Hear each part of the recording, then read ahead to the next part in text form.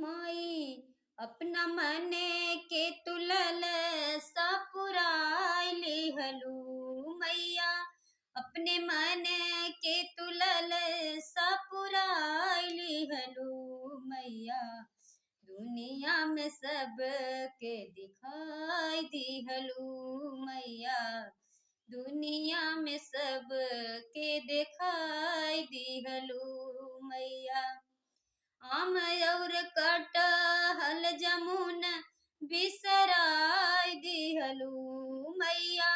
आम और कटहल जमुन बिसराय दिहलू मैया कवन गुण निमिया में पैलू सवरी या सजाय लिहलू मैया कवन गुण